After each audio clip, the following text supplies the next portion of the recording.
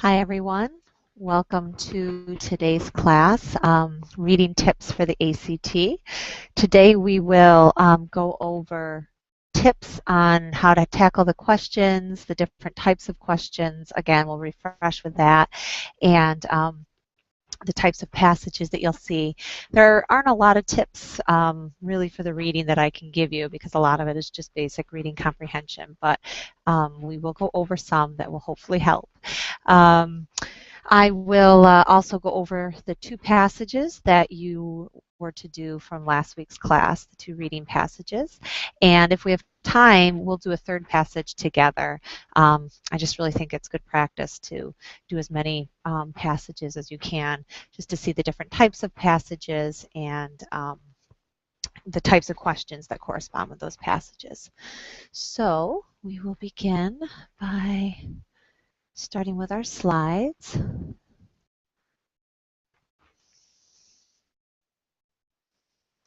Okay, so tips for the reading test. So just to review some of the passages that we talked about last week that you will see on the reading. The first is prose fiction, and this is like the narrative that we talked about, where the characters are made up, and it's written more for entertainment. You may learn something from it, but it's mostly written for entertainment purposes. It's also focus on character development, the relationship between the characters, that sort of thing. So that is what you would see for prose fiction. The humanities types of passages deal with the arts. So it could be poetry, it could be dance, that sort of art, music, sculpture, historical art, that sort of thing. So humanities focuses on the arts. Social studies will focus on real people in history, but it would still might be, focus on characters, but they're real characters, not fictional characters. It might focus on time periods in history, events that have happened, cause and effect relationships, that sort of thing. And natural sciences focuses on science. So it could talk about a scientific phenomena. It could talk about an experiment, how an experiment happened, and that sort of thing. So those are the types of passages that you will see on the reading section of the ACT. The only one that's fiction is the prose fiction. The rest will focus on real events, real people, real situations, but you would tackle them all the same way.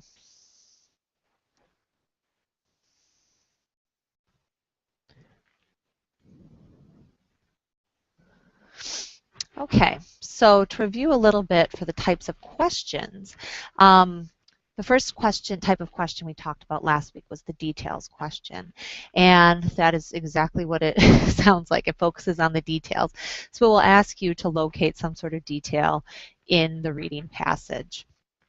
It could be a date, when did this happen? It could be, what was somebody wearing at this, during this time? What was somebody's life like during this time? But it will ask you to kind of zero in on a detail that was given in the passage. The next type of question is the main idea type of question, and that's kind of the opposite of what we just talked about. That's the main idea, so the big picture.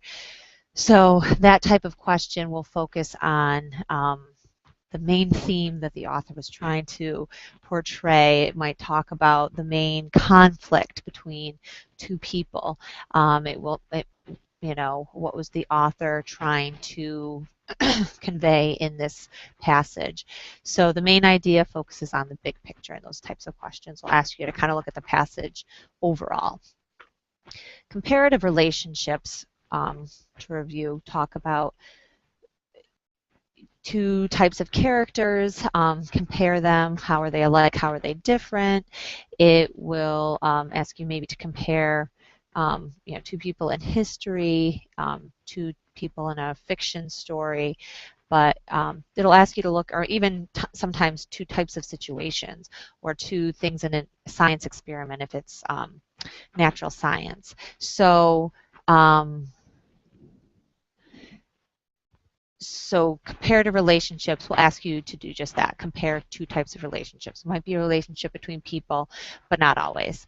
Cause and effect relationship, cause and effect, that would usually be found in a science or social studies passage. Not always, but usually, this happened and then this happened, why, or in a science passage, if this were to happen, what would you think would happen next, sort of thing. So a relationship between a cause and effect.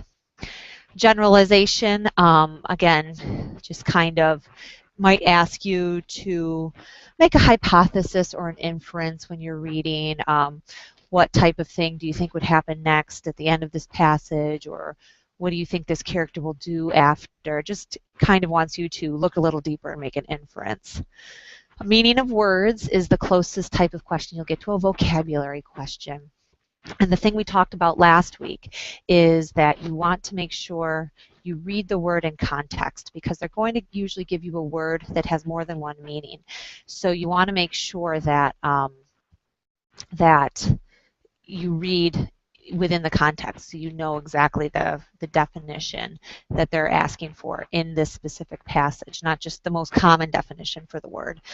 Probably more times than not, it will not be the most common definition, because that's how they kind of trick you a little bit. So you want to make sure you read, a little bit before and a little bit after the actual word, so you can get the context and then decide the meaning of the word from that. Sequence of events would just be the sequence of events. What happened first, what happened next. A lot of times that would be in, a narrative piece. It might be maybe a character's timeline in their life, or the journey that they went on in this passage. It might be for social studies, a sequence of events in history. For science, it might be a sequence of events in an experiment or a trial or something like that. And then finally, the author's voice and method talk about what the author was trying to do while writing this passage. What were they trying to teach? What were they trying to get the reader to feel? What was their tone? Was it an upbeat piece? Was it just an informative piece? That sort of thing. So that would more focus on the author, what the author was trying to do during this passage. Okay, so those are the types of questions that you will see on the ACT reading section. Some of them, you don't always have to say, oh, this is definitely a sequence of events type question, but it kind of helps to know what type of question it is when you're answering it. It might help you zero in on the information that's needed to answer the question. And when we go over the passages in a little bit here, we will talk about, we'll try and figure out what type of question each one was. Okay, so now some tips that we want to talk about for the reading section. You want to make sure that you pace yourself. This is another section where timing really is tricky. I think this and the science sections might be the hardest as far as the time that you have. Remember, you only have 35 minutes to answer 40 questions and read the passages. So that's a lot to do in that amount of time. So what you might want to do, you think in your head you have between 8.5 minutes per passage, which is actually a decent amount of time to read a passage. The passages are not super long. They're usually about 5 paragraphs each. And then you have the corresponding questions. You may want to look at the questions before you read the passage so you know what information to look for. However, if you're a slow reader, this might take too much time. Then you might want to just go right to the passage. So a suggestion I would have would be try it both ways when you're doing practice tests. See if you run out of time if you look at the questions before. If you do, then just go right to the passage. Sometimes looking at the questions ahead of time might confuse you a little bit because you haven't read the passage yet. You don't know exactly what you're reading. So, you kind of have to be the judge of whether you think that would help you or not. So some people might want to just glance at the questions, kind of get an idea. Other people might want to go right to the passage. Kind of depends on how you work in a reading situation. If you do decide to preview the questions first, scan for a few words or ideas. This will help you save time, and it will also help you know what to look for when you're reading the passage. So when you are previewing the questions, you don't have to read the questions. Sometimes reading the questions and all of the answers, it takes a lot of time. Some of these questions for the reading test are very wordy themselves. So you might just want to scan, just kind of briefly scan them to see any keywords or what, a character name or something that pops out at you. So you kind of, when you're reading the passage, a little light goes off in your head. Oh yeah, there's a question about this person or a question about this event. Maybe underline and put a star next to it, but you don't have to read every question in detail before you read the passage, because that does take a lot of time. And like I just said, you can try to alternate previewing the questions and not previewing the questions when taking the practice test. See which approach works best for you and see if you have time to even do any preview for the questions. Some people just don't. They need all the time to read the passage and then answer the questions. And the only way you're really going to know this is by practicing and timing yourself. So you be the judge of whether you think you can do that and it helps you.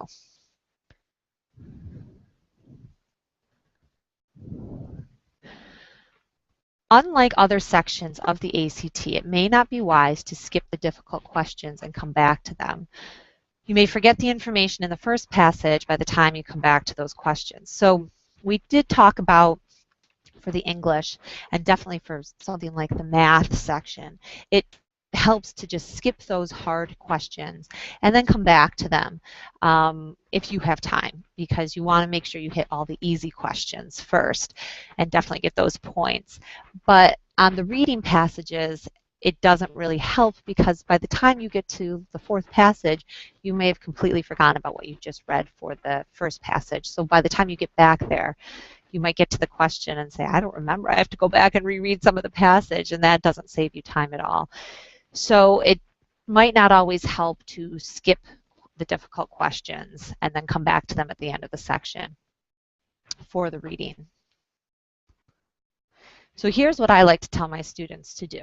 Try to think of the reading test as 4 8.5-minute mini tests. Try to complete all the questions for the passage within those 8.5 minutes.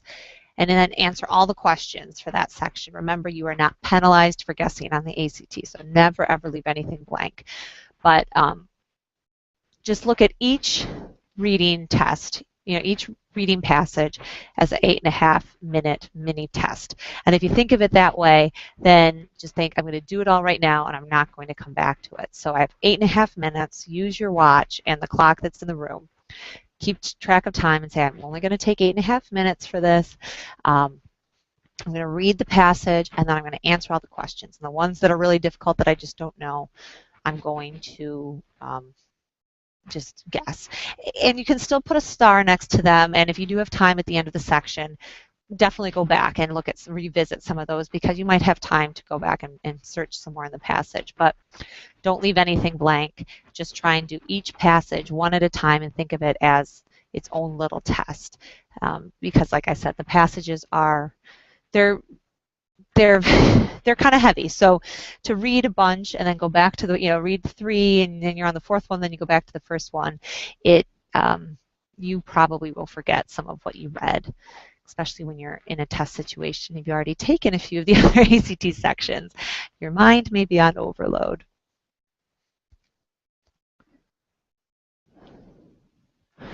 Okay. Try to think of a strategy that works best for you. Do you prefer to read the passage and get a look at the big picture before answering the questions? Or do you like to answer the questions you are sure about right away and then tackle the tougher ones? There's no right or wrong way for the reading test. Just do it as best for you. So again, this, a lot of the reading comes down to the way that you read and process information, and some people like to read the whole passage, then go to the questions. Unlike the English section, where the questions correspond with the passage, and you can do the questions as you read the passage, which is what I suggest for the English. The reading is a little different because the questions usually make you focus on the passage somewhat as a whole. Maybe not the whole thing, but you really have to get the whole passage picture before you can answer a lot of the questions. So I wouldn't always recommend doing the questions as you get to them. And you don't really know when you get to those questions either. Unlike the English, where it's underlined or it'll have a number after it or something, so you know, oh, time to go to a question. The reading doesn't do that. So my suggestion would be to read the passage first and then answer the questions. However, some people prefer to kind of read maybe one paragraph, then go look at the question and see if there's a question about that paragraph. And that's fine too if it's easier for you to do that one. But I would recommend reading the passage as a whole and then tackling the questions. I think it's much easier for the types of questions that they ask on the reading, unlike the English.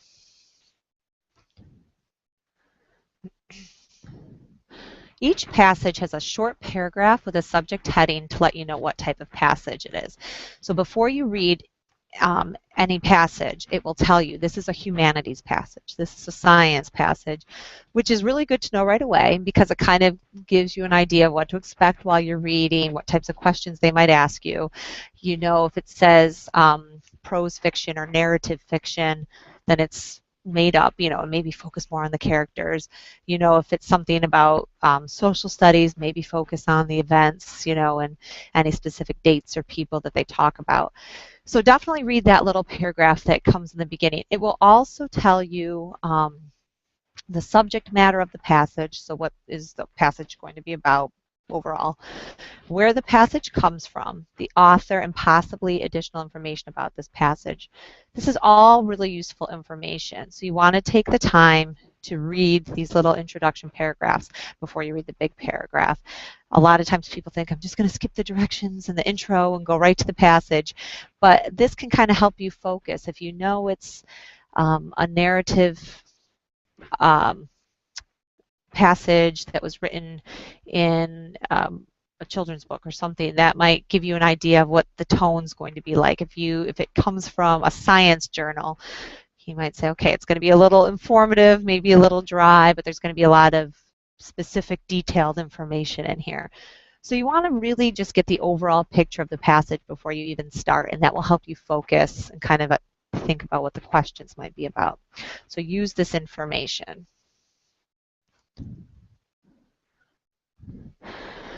You want to remember that the reading test asks you to use reason and reference based on the passage. You may know a lot of information on the topic of the passage, but try not to let that influence your answer. The author may have a different opinion than you, and you are being tested on what the author thinks about the subject, not you. So this is very important. You might say, oh yes, this is all about the War of 1812, and I'm an expert on the War of 1812. This is going to be a breeze, but you want to remember it's a reading passage, and they're going to ask you questions about what the author wrote, not about the War of 1812. So it might help because you might be able to focus more. It's something of interest to you, but the questions are specifically asking you about the passage, what you just read in the passage. That's it. So any other information, just kind of put it out of your head because you don't need it. They just want you to know, or they just want to know that you understood what you read and what the author was trying to portray. And the author might have a different opinion than you. And the questions are going to ask you about what the author thinks, not what you think. So it's just very important that you understand when you're reading the ACT reading passages that it's all about what the author is saying in the passage, what they wrote about, the information they gave, their opinions, not yours. Your opinions will come when you do your writing section. And then you want to make sure you read each question carefully to know exactly what it is asking. Remember, you are looking for the best answer. There may be several that are correct, but you need to make sure the answer choice is the best answer choice. And this can be really tricky because like I said, it's not always so cut and dry. For math, there's only one correct answer because it's math. It's black and white. There's one correct answer, everything else is wrong. for the reading, sometimes you might say, well, yeah, that was kind of true in the passage, but you want to make sure you have the best answer. So really go over those answer choices and make sure yours is the best one to answer the question given.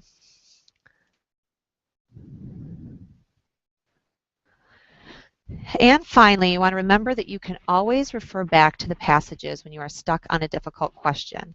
The answers are there in the passage, you just need to find them, which is sometimes easier said than done. But the answers are there. So if you get a topic that's just really difficult or just a passage that is not interesting to you, don't freak out. Just know that all the answers are there. You just have to find them. And again, like I said, that's not always easy, but they're there. So there's no trick questions. They're not going to ask you something about, something that's not in the passage, something that's outside information. So everything is there for you. And the ACT in general, everything is there for you. Science, English, reading, it's all there. You just have to locate it. Okay, so those were the tips that I wanted to talk about for the reading section. So now I thought we could do the 2 passages that you guys did over the week. And we'll talk about the passages, we'll talk about the questions and the answer choices, and then we'll see how we're doing on time. And if we have time, we'll do the 3rd passage. If not, we'll just do a few more passages over the week on your own. Okay, and again, please feel free to send any questions while we are doing this lecture. If there's any types of questions you have about the tips I just went over, questions on the passages that we will do, or you can email me after class as well. Okay, so let's do this. Okay. And I am going to pull this up also on my tablet because it's kind of hard for me to read it on my screen. Hopefully, if it's easier for you guys to do it on another screen, I know it's kind of smaller here, but whatever way is easiest for you to read the passage as we do it.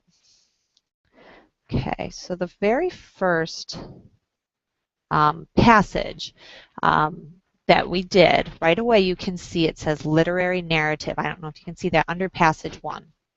So this is what I'm talking about the introductory passage, or the introductory paragraph. And this is very important because, again, this will give you information. Now this one just says, this passage is adapted from the novel The Men of Brewster Place by Gloria Naylor, and then it gives you a date.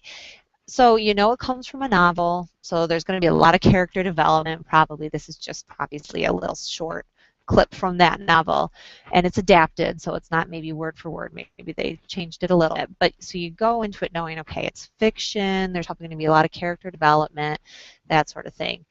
So those are the kind of the things to be looking out for. Now I thought this passage was actually kind of interesting, and it was easy to follow. There wasn't a lot of technical information or vocabulary in there. So overall, I thought this one was a pretty good passage to start with. Maybe you disagree, but I didn't think it was too bad. So overall, this passage talks about a boy who kind of had a rough upbringing. His mother had to have her children go into foster care, and he talks about going to live with a foster family who was a good family, but not super loving. They were pretty strict. There were other foster children there, so it definitely was not his his dream childhood, but he learned a lot from it, and now he's giving back to his community. And he talks about how important it is to have a job that you love and a life that you love, and to help others, and all of that. So, there's definitely a character development throughout this passage, how he changes and his views on things. So the first question asks us, the point of view from which the passage is told can best be described as that of. So they're just asking us the point of view. Who, as we read this, who's telling this story exactly? Point of view is the narrator who's telling the story. And So they're asking us, is it a man looking back? Is it a narrator describing experiences as they happen? Is it an unidentified narrator describing a man who devoted his life to his neighborhood children, or an admiring relative of a man who whose generosity with children was widely respected? So reading this, we know the correct answer is, oops, I'm sorry. The correct answer is C. It's an unidentified narrator. We don't know who this narrator is. I mean, we know the author, but we don't know who's actually telling the story. So it's an unidentified narrator describing a man and his life, basically. So the correct choice there is answer C.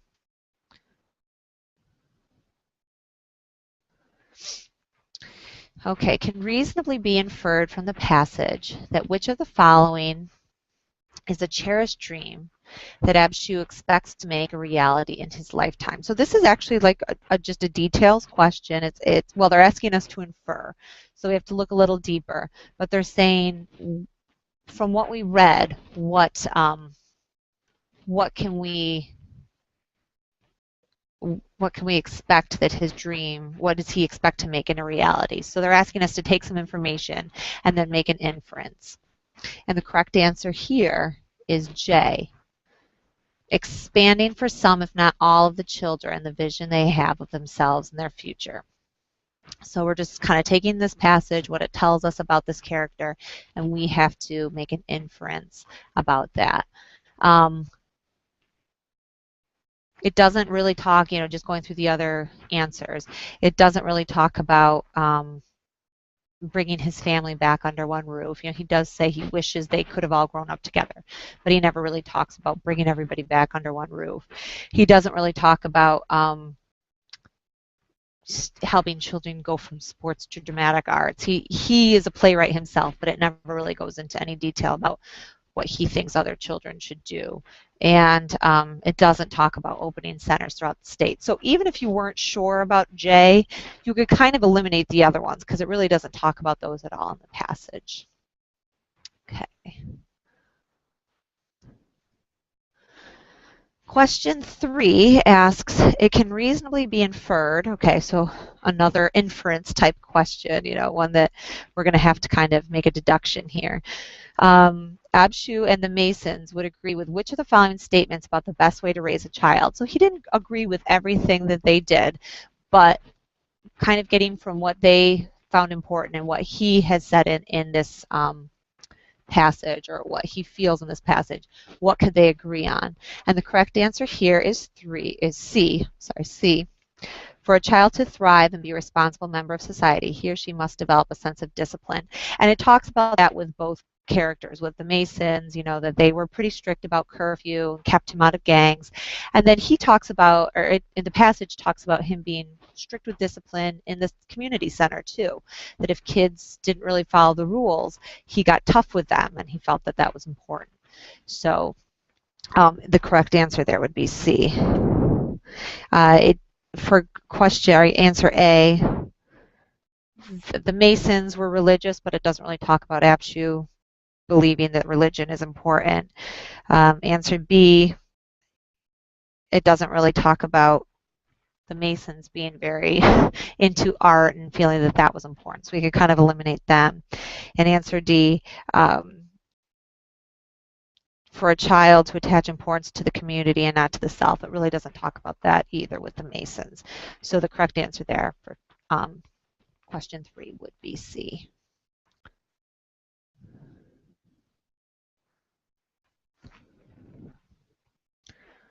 Okay. Question 4, the fourth paragraph, lines 31 to 37, establish all of the following except. So we want to go back and look at those lines. That's always a pretty good idea when they're asking us about specific lines. So 31 through 37 talks about he was put into a home that already had 2 boys in foster care. They lived in a small wooden bungalow at the edge of Linden Hills. Mother Mason insisted they tell anybody who asked that they actually lived in Linden Hills, which is more prestigious, and the home was kept immaculate. So what we want to do there is the correct answer would be J. that Abshu remembers, what he remembers most about his years with the Masons. So it doesn't, all of the other ones, it talks about that. It does not talk about what he remembers most. It does specifically say he had foster brothers in that paragraph. It does say that they kept a clean house in that paragraph. It does talk about how Mother Mason felt about the location of that house. So the only one that it does not talk about in that paragraph is J, what he remembers most about his years. It could be some of those things, but it doesn't specifically say that. So that's why it's answered J.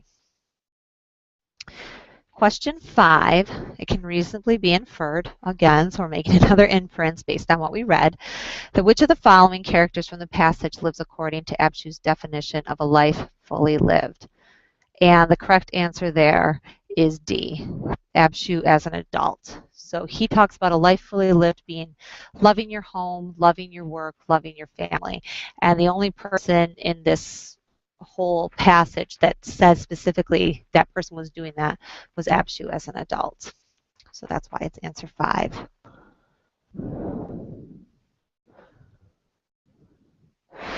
Okay. Question 6. Which of the following statements about the children entering the community center is supported by the passage? The correct answer there is G.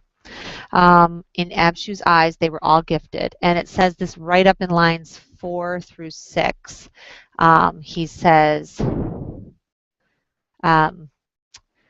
he used his talents as a playwright to broaden the horizons of the young, gifted, and black. So he says right there that they were all gifted. So that's something that he felt. So the correct answer there would be answer G. Okay. Question 7 says it can reasonably be inferred from the first paragraph that obtaining outside funding for the community center, Abshu could be characterized as.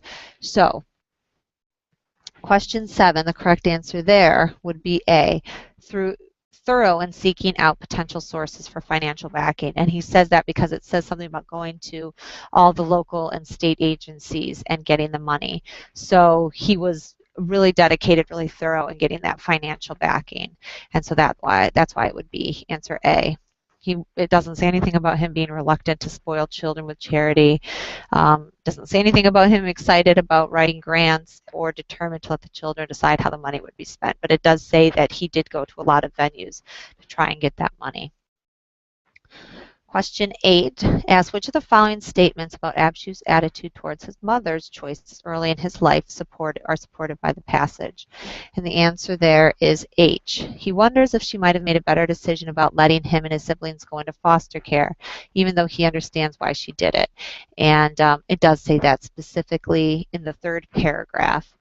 It says, let's go look at the 3rd paragraph here. He wished his family could have stayed together. There were 4 of them who ended up in foster care, 2 younger sisters and a baby brother, but he understood why his mother did what she did and couldn't help wondering if there might have been a better way. So that right there says exactly what we just read. He wonders if she might have made a better decision, but he understands that she did what she did. Okay. Question 9. 2 more to go. As it is used in line 65, the term the edge refers to a place where Abshu felt, and this I thought was kind of a tricky question, but the answer is actually A, most alive. Some people might think unfulfilled because he's on the edge of hunger, on the edge of kindness, but those really drove him to become the person that he was. So the correct answer is actually most alive, because that really was the driving factor, that living on the edge to help him become the person that he is as an adult. And question 10 asks, according to the passage, which of the following most closely identifies Abshu's definition of a life fully lived? And the answer there is F, happiness in your work and love in your house. And it says right there in line 65 to 68, Abshu gave him an appreciation for life fully lived. Do whatever job makes you happy, regardless of the cost, and fill your home with love. So live in a loving home, have a job that you love. Those two things help you achieve a life fully lived. So it says it right there in those lines. Okay, so if there's any questions on this passage, I thought this one was pretty straightforward. The only one I thought was a little tricky was question 9 about the edge. But other than that, I thought most of the questions, the answers were very straightforward in the paragraph. So good one to start with. We'll move on to another one. It might not have been so easy for you guys. So passage 2. So passage 2 in the introduction, it tells us it's a social studies passage. So right there, it gives us a little bit of information on what we might need to look for. It says this passage is adapted from the from the chapter Personality Disorders: An Introduction to Psychology. So it's text, you know it comes from a textbook, so you know it's going to be a lot of just factual information, maybe not that exciting. It's going to be obviously nonfiction. Everything we read here is going to be fact-based and not fiction or made up. There still might be opinions because, it might be just the way that the author wrote it. They might have opinions on things, but most likely it will just be pretty fact-based. So knowing that can kind of help us on some of these questions here. And again, I thought this one was a little interesting. Just kind of the whole history of the insanity plea. I didn't know any of this information, so you got to go into it thinking, well, maybe I'll learn something when I read these passages. So hopefully this one wasn't too dry for you guys, but we'll look at the questions here. Question 1 asks, one of the author's main points about the legal concept of responsibility in the passage is that. So main picture, we talked about one of these types of questions. Main point, again, is kind of like the main picture. So what is one of the main things that this author is trying to tell you while you're reading this? And the answer for number 1 is B. Responsibility and guilt are legal concepts and their meanings can be modified, which means they can be changed. So guilt, if somebody's guilty, that can change over time what that means to be guilty of something. Responsibility, they talked about in the passage as well, kind of changing the meaning in different cases. It doesn't really say anything, if you look at answer A, not guilty by reason of insanity. It doesn't say anything about that, making our legal system more efficient. Knowing right from wrong is a simple matter of admitting the truth to oneself. Doesn't say anything there about that either. And people can become severely disturbed without a word of warning to anyone. These all might be true, but it doesn't really say anything about that specifically in the passage. So again, we're just being tested on what we read in the passage. And it does talk about responsibility and guilt, the meanings changing over time. Question 2 asks, based on the passage, the primary purpose for the 1970s redefinition of insanity proposed by the American Law Institute was to, and the correct answer there is G, more precisely define the concepts of responsibility and intellectual capacity. So again, they're just trying to really define what it means to be responsible of a crime and having the capacity, understanding what you're doing, and if you understand that that's wrong. So that's what the 1970s redefinition of insanity was trying to do. It definitely did not eliminate the insanity defense from American courtrooms. People still use that today, so we can cross out F. It didn't redefine legal insanity, so it might include as many criminals as possible. They really didn't want to have as many people plead the insanity plea. And it did not apply the McNaughton rule only to trials involving cases of mistaken identity. It says nothing about that. So we can eliminate those other 3. So the correct answer there is G. Question 3. It asks, from information in the 3rd and 4th paragraph, and then it gives us the lines too, lines 35 through 58. It can be reasonably inferred that the legal definition of insanity was changed in the 1970s after. And the answer there is D. Several courts found that justice was not always best served when the McNaughton rule was applied. So the answer there, and if we look at lines 35 through 58, it says the McNaughton rule was adopted in the United States, and the distinction of knowing right from wrong remains the basis of the most decisions of legal insanity for over a century. Some states added to their statutes the doctrine of irresistible impulse, which recognizes that some mentally ill individuals may respond correctly when asked if a particular act is morally right or wrong. And then it goes on to say a number of state and federal courts adopted a broader legal definition of insanity proposed by the American Law Institute. And it just kind of talks about how they kind of changed and adapted this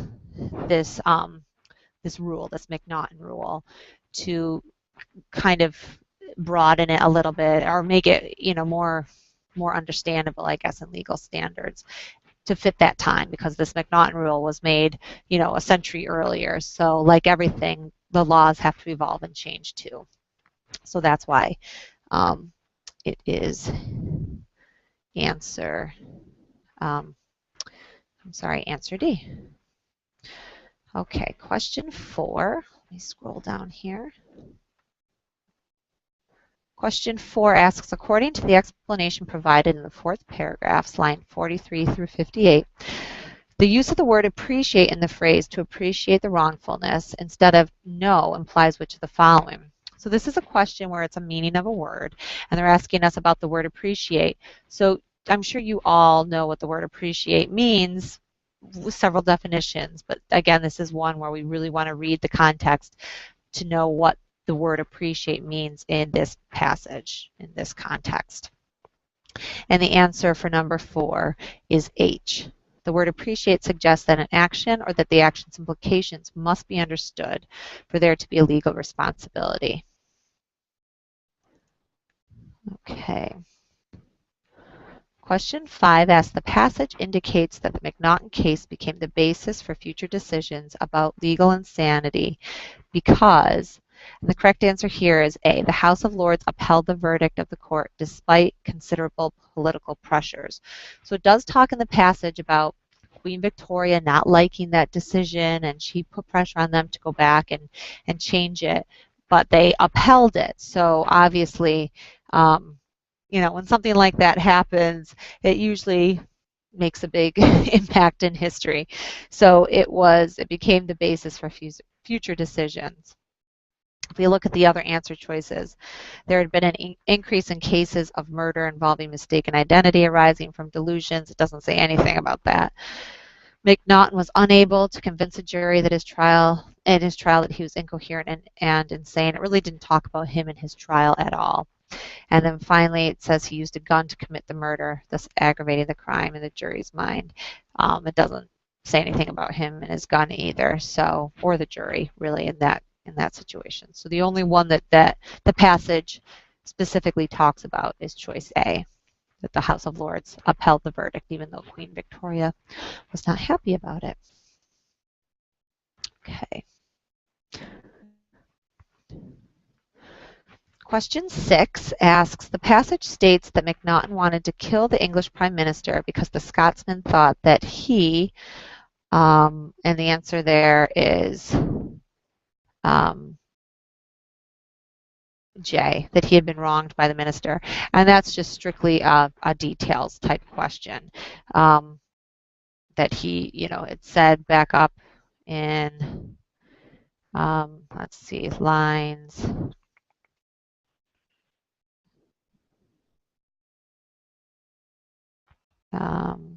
Like starting at line 15, it said that McNaughton, a Scotsman, suffered the paranoid delusion that he was being persecuted by the English Prime Minister, and he attempted to kill him. So that's just a straightforward details type question, and it's just that he had been wronged by the minister, so he was going to kill him. Obviously, he was delusional. Most people do not do that, but he did not think that it would be, he would establish a confusing legal precedent. It didn't say he had been rejected by Peel's secretary. He did end up shooting Peel's secretary, but his aim was the prime minister. And it doesn't say anything about him being that he thought he'd be better off in a mental hospital. So the choice there is J. Choice 7, or I'm sorry, question 7. According to the passage, one of the reasons some mental health and legal groups want to abolish the insanity defense is choice B. Juries that must sort out conflicting testimony become confused and justice suffers. And so it does say that in lines 61 through 63, that, you know, a number of legal and mental health professionals recommend abolishing the insanity plea as a defense. And many experts believe that when they have psychiatrists and psychologists for the prosecution and defense, and they present contradictory evidence, it confuses the jury. So it says it right there that when you have two sides and they're saying he's not insane, he is insane, it just really confuses the jury and does not help either side of the argument. So choice 7 would be B. Juries must sort out the conflicting testimony and justice suffers. It doesn't say anything about clever lawyers who are confused about when to use it and when not to use it. It doesn't say anything about that. It doesn't say anything about a punishment often being too lenient. In fact, it kind of says the opposite in this passage when they talk about somebody being, you know, sentenced to life in a mental institution. Well, if they go to jail, they always have the opportunity to get out on parole. But if they're in a mental institution for life, then that's usually harder to get out of. So it definitely does not say that. And it doesn't say anything about innocent defendants are being punished by unsympathetic jurors. So the correct choice there is B. Question 8 asks, the passage suggests that individuals who use the insanity defense, and the choice there is J, might risk a lifelong confinement even if acquitted by a jury if the acquittal is based on insanity. So what I just said, it specifically says if they plead insane, they might end up in a mental institution for life, and that could be worse than going to prison. Scroll down here for you. Okay, question 9 asks, according to the passage, a lawyer contemplating using insanity as a defense for a client should do which of the following? And the answer there is carefully evaluate using the defense, since in actual practice it rarely works. And it says that right in lines 80 to 82. It says, jurors seem reluctant to believe that people are not morally responsible for their acts, and lawyers, knowing that an insanity plea is apt to fail, tend to use it only as a last resort. So a lot of lawyers know it usually doesn't have a good track record of working, so they would only use it if that was their last resort, or maybe if they truly believed that this person was insane. But good lawyers tend to avoid that plea. And then the last question. One of the main points made in the paragraph is that insanity pleas were, so this is a main question again, main idea that we talked about. So what is one of the main points of this passage? What did we get out of this passage? And that would be F, unconvincing to most juries in California in the 1980. So, I'm sorry, this was the last paragraph, not the whole passage, the main point of the last paragraph. And insanity pleas, it says right there, in 1980 there was only 259 defendants out of approximately 52,000 that were successful in pleading insane, not guilty by reason of insanity. So obviously it was unconvincing to most juries. So that's the main point of the last paragraph there. It didn't say it was used in most cases in California. We don't know. It definitely does not say it was successful. It says the opposite, and it doesn't say it was popular with lawyers. It might have been if a lot of lawyers used it, but we don't know. It doesn't specifically come out and say that. It does say that most juries did not buy that, and only found 259 defendants not guilty by reason of insanity. So those two passages that we just did, kind of different from one another. The second one obviously was much more factual than the first one. The first one told a story, a little bit easier to follow maybe, but not necessarily. The second one just, kind of offered straightforward facts that you had to interpret, but kind of get the gist of what the author was saying in that one as well. So for next week, what we'll do is we will do the last quiz for the reading passage, and we will do passages 3 and 4 on the ACT website. And also next week we will be doing the class at 5:30 as opposed to 6. So I will send out an email about that along with the assignment for next week. So the last quiz and then passages 3 and 4 on the ACT website, and we will meet at 5:30 instead of 6 for next week. Again, if you have any questions about what we talked about today, for tips for the reading, please email me during the week and I will try and come up with the best answer and get back to you as quickly as possible.